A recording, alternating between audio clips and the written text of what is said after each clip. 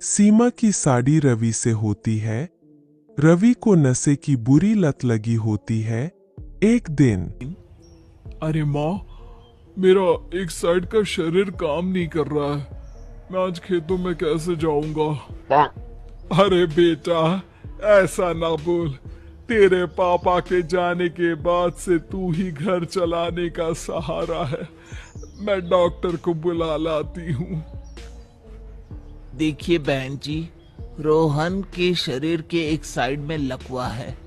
अब वो कभी ट्रैक्टर नहीं चला पाएगा। घर में मंहूसियत का माहौल हो जाता है। लीजिए माँ जी, रोटी खा लीजिए। अरे बेटा, मुझे तो भविष्य की चिंता हो रही है। मेरा एक ही बेटा है और वो भी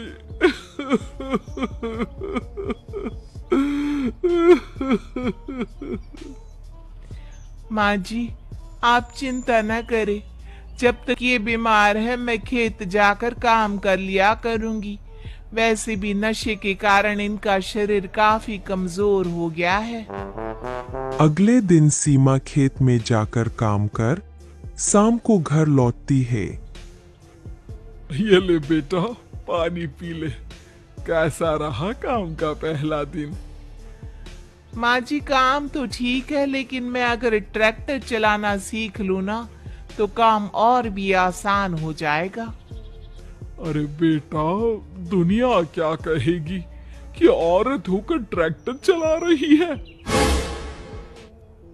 माँ जी, या तो हम दुनिया देख ले या अपना घर, कोई बात नहीं।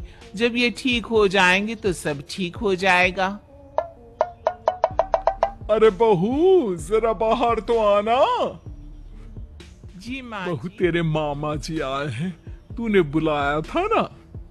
हाँ माँ जी, वो मामा जी ना आज से मुझे ट्रैक्टर चलाना सिखा।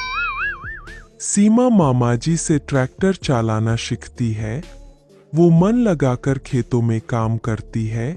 और एक दिन माँ जी, पता है इस बार पूरे गांव में सबसे ज्यादा फसल का उत्पादन हमारे खेतों में हुआ है।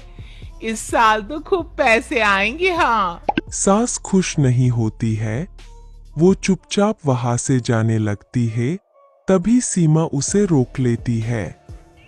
क्या हुआ माँ जी, आपको खुशी नहीं हुई?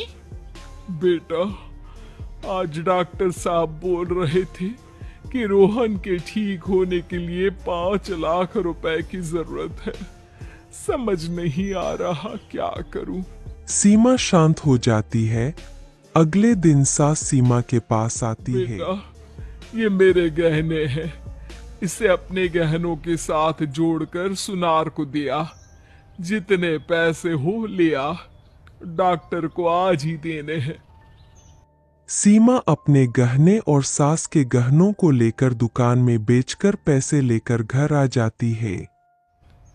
माँ जी, सिर्फ 3 लाख रुपए का ही इंतजाम हो पाया है। बाकी के पैसे कैसे आएंगे? बेटा, अब तो एक ही चारा है। हमें जमीन भी बेचनी पड़ेगी। माँ, खेत बेच देंगे तो खाएंगे क्या? अरे बेटा, कोई दूसरा चारा भी तो नहीं है।